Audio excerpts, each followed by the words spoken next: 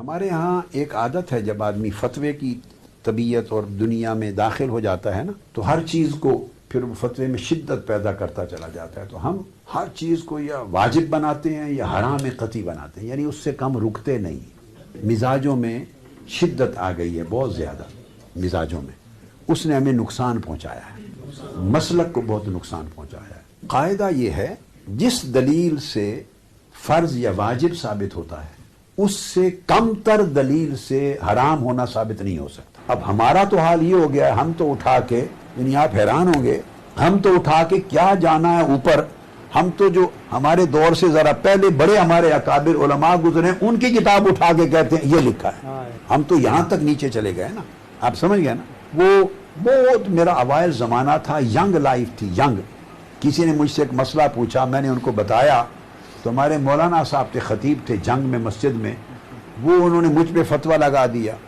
عشاء کی نماز ہوئی، رات تراویح ہوئی، اور اس کے بعد وہ بہار شریعت لائے اور انہوں نے کہا کہ بہاری شریعت میں یوں لکھا ہے. تو یہ مرتد ہو گیا، انہوں نے شریعت کے خلاف فتویٰ دے دیا. میں نے کہا یہ کتاب شریعت ہے یا بہار شریعت ہے؟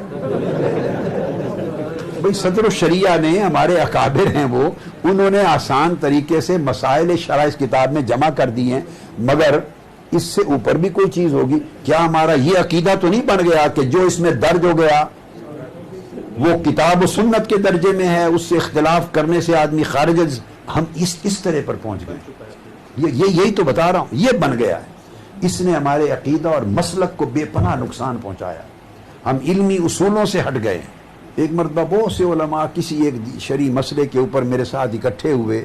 وہ جو ہی گفتگو شروع ہوئی تو انہوں نے ہماری فقہ احناف کی کتاب اٹھا لی کہ اس میں یہ لکھا ہے. جب انہوں نے گفتگو، میں نے کہا آپ پہلے گفتگو کر لیں. جب ختم ہوئی تو میں نے ان سے پوچھا، میں نے کہا کیا ہمارا اصول فقہ حنفی کا جو اصول ہے، اس نے ساری زندگی جو آپ پڑھاتے ہیں اور پڑھایا اور ہزار طلبہ پیدا کیے، کیا ان کو یہی پڑھایا ہے کہ ہمارے اصول فقہ میں جو مصادر شرعیہ ہیں اور جو دلائل شرعیہ ہیں وہ کتب فقہ سے شروع ہوتے ہیں؟ ساری زندگی کیا پڑھایا ہے آپ نے اور پڑھا کیا ہے؟ 4 مصادر. کون سے؟ قرآن، سنت، اجماع اور قیاس. میں نے کہا یہ کتابیں جو ہیں یہ تیسرے درجے میں آتی ہیں. اجماع اور قیاس کا مجموعہ ہے ہماری کتب فقہ. اور ان ائمہ نے جو طریقہ اختیار کیا ہے، جو کتاب اٹھا لیں وہ تو نہیں شروع کرتے فلاں کتاب میں یہ لکھا ہے یہاں سے، وہ تو نہیں شروع کرتے.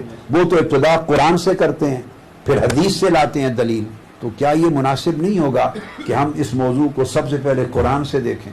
قرآن میں نہ ملے تو حدیث میں دیکھیں، حدیث میں نہ ملے تو علی سبیل التنزل لا محالہ کتب فقہ پر ہی آئیں گے نا. ہمارے یہی مراجع ہیں، مگر جو ترتیب مدارج ہے اس طریق سے چلیں. انہوں نے کہا نہیں، وہ طالب علموں کو پڑھانے کے لیے ہیں، عمل کرنے کے لیے نہیں ہے. اس سے ہم علم میں کمزور ہو گئے، چونکہ ہم نیچے اتر گئے. جب بڑے لوگ قرآن اور سنت کو چھوڑ کے تو تیسرے رتبے کی مصادر پہ اتر جائیں گے، تو جب اگلی نسلیں آئیں گی وہ 4تھے درجے کے مصادر پہ آ جائیں گی.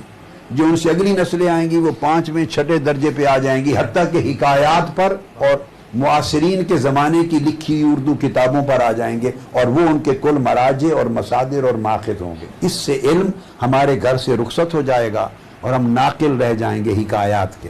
جو دوسرے لوگ ہیں انہوں نے قبضہ کر لیا، انہوں نے جھوٹا سچا دلائل شرعیہ پڑھا کے لوگوں کو رٹا دیے ہیں اور گمراہ کرنے کے راستے وضع کر دیے ہیں. ہم نے اپنی زمین کمزور کر دی.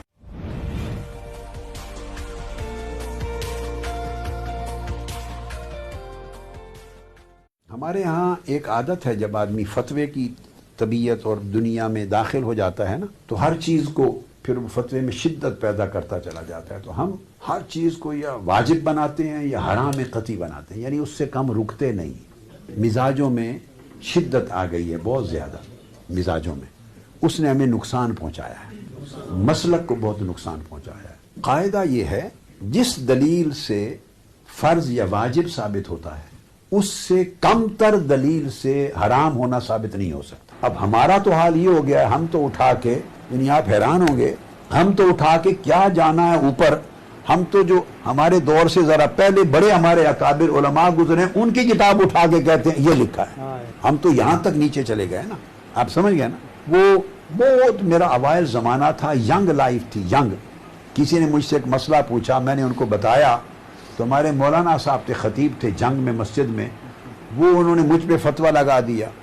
عشاء کی نماز ہوئی، رات تراویح ہوئی، اور اس کے بعد وہ بہار شریعت لائے اور انہوں نے کہا کہ بہاری شریعت میں یوں لکھا ہے، تو یہ مرتد ہو گیا، انہوں نے شریعت کے خلاف فتویٰ دے دیا. میں نے کہا یہ کتاب شریعت ہے یا بہار شریعت ہے؟ بھئی صدر الشریعہ نے، ہمارے اکابر ہیں وہ، انہوں نے آسان طریقے سے مسائل شرع اس کتاب میں جمع کر دی ہیں، مگر اس سے اوپر بھی کوئی چیز ہوگی. کیا ہمارا یہ عقیدہ تو نہیں بن گیا کہ جو اس میں درج ہو گیا وہ کتاب و سنت کے درجے میں ہے، اس سے اختلاف کرنے سے آدمی خارج ہے؟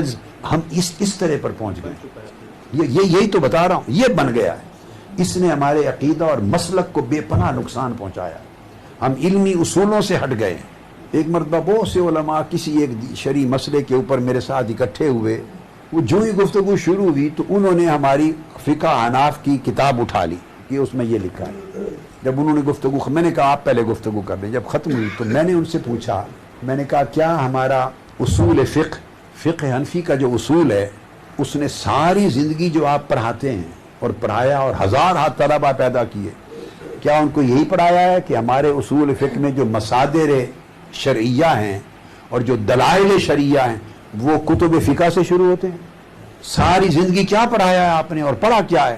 4 مصادر. کون سے؟ قرآن، سنت، اجماع اور قیاس. میں نے کہا یہ کتابیں جو ہیں یہ تیسرے درجے میں آتی ہیں. اجماع اور قیاس کا مجموعہ ہے ہماری کتب فقہ، اور ان ائمہ نے جو طریقہ اختیار کیا ہے، جو کتاب اٹھا لیں وہ تو نہیں شروع کرتے فلاں کتاب میں یہ لکھا ہے یہاں سے، وہ تو نہیں شروع کرتے، وہ تو ابتدا قرآن سے کرتے ہیں، پھر حدیث سے لاتے ہیں دلیل. تو کیا یہ مناسب نہیں ہوگا کہ ہم اس موضوع کو سب سے پہلے قرآن سے دیکھیں، قرآن میں نہ ملے تو حدیث میں دیکھیں، حدیث میں نہ ملے تو علی سبیل التنزل لا محالہ کتب فقہ پر ہی آئیں گے نا، ہمارے یہی مراجع ہیں، مگر جو ترتیب مدارج ہے اس ترتیب سے چلیں. انہوں نے کہا نہیں، وہ طالب علموں کو پڑھانے کے لیے ہیں، عمل کرنے کے لیے نہیں ہے. اس سے ہم علم میں کمزور ہو گئے، چونکہ ہم نیچے اتر گئے. جب بڑے لوگ قرآن و سنت کو چھوڑ کے تو تیسرے رتبے کی مصادر پہ اتر جائیں گے، تو جب اگلی نسلیں آئیں گی وہ 4تھے درجے کے مصادر پہ آ جائیں گی، جو ان سے اگلی نسلیں آئیں گی وہ 5ویں 6ٹھے درجے پہ آ جائیں گی، حتیٰ کہ حکایات پر اور معاصرین کے زمانے کی لکھی اردو کتابوں پر آ جائیں گے، اور وہ ان کے کل مراجع اور مصادر اور ماخذ ہوں گے. اس سے علم ہمارے گھر سے رخصت ہو جائے گا اور ہم ناقل رہ جائیں گے حکایات کے. جو دوسرے لوگ ہیں انہوں نے قبضہ کر لیا، انہوں نے جھوٹا سچا دلائل شریعہ پڑھا کے لوگوں کو رٹا دیے ہیں اور گمراہ کرنے کے راستے وضع کر دیے ہیں. ہم نے اپنی زمین کمزور کر دی.